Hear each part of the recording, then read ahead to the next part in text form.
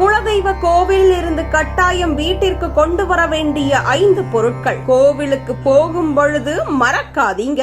வீட்டில் எந்த நல்ல காரியத்தை தொடங்கினாலும் முதலில் குலதெய்வ கோவிலுக்கு சென்று வணங்கிவிட்டு வாருங்கள் என்று பெரியவர்கள் சொல்வதை நாம் கேட்டிருப்போம். திருமணம் முதல் குழந்தையின் முதல் பிறந்த நாள் வரை ஒவ்வொரு முக்கிய நிகழ்விலும் குலதெய்வ வழிபாட்டிற்கு முன்னுரிமை கொடுக்கப்படுவதற்கு என்ன காரணம்? இதன் பின்னால் இருக்கும் ஆன்மீக ரகசியத்தை இப்போது பார்க்கலாம். குலதெய்வம் என்பது ஒரு குடும்பம் அல்லது பரம்பரையினர் தலைமுறையாக வழிபட்டு வரும் தெய்வமாகும். நம் முன்னோர்கள் எந்த நல்ல காரியத்தையும் தொடங்கும் முன்பு முதலில் குலதெய்வத்தை வணங்குவது வழக்கமாக வைத்திருந்தனர். திருமணம், புதுமனை புகுவிழா, குழந்தையின் முதல் முடி இறக்குதல், காது குத்துதல் போன்ற முக்கிய நிகழ்வுகள் அனைத்தும் குலதெய்வத்தின் அருளுடன் தொடங்க வேண்டும் என்பது அவர்களின் நம்பிக்கையாக இருந்தது. குலதெய்வம் குடும்பத்தின் காவல் தெய்வமாக இருந்து தீய சக்திகளில் இருந்து காத்து வாழ்க்கையில் ஏற்படும் தடைகள் மற்றும் இடையூறுகளை நீக்குவதாக கூறப்படுகிறது. குடும்பத்தில் நீண்ட நாட்களாக திருமண தடை, குழந்தை பேறு தாமதம், தொழில் முன்னேற்றமின்மை அல்லது தொடர்ந்து பிரச்சனைகள் ஏற்பட்டால் குலதெய்வ வழிபாட்டை தவறவிட்டிருப்பதையும் பெரியவர்கள் ஒரு காரணமாக கூறுவார்கள். குலதெய்வ கோவிலுக்கு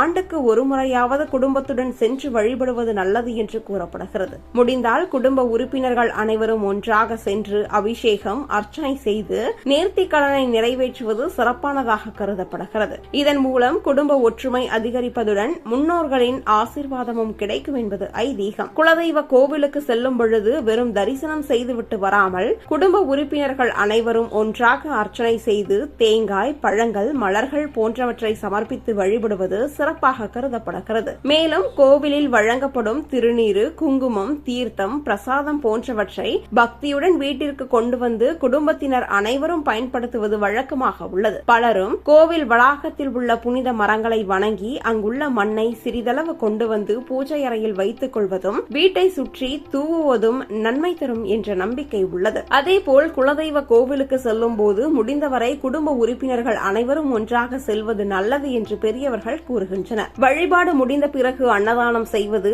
ஏழை எளியவர்களுக்கு உணவு அல்லது உடைகள் வழங்குவது, கோவிலில் விளக்கு ஏற்றுவது போன்ற நற்செயல்களையும் பலர் வழக்கமாக செய்து வருகின்றனர். இவ்வாறு மனமாற வழிபட்டு முன்னோர்களின் வழக்கத்தை தொடர்ந்து கடைபிடித்தால் குலதெய்வத்தின் அருள் எப்போதும் குடும்பத்துடன் இருக்கும் என்பது ஆன்மீக நம்பிக்கையாக உள்ளது.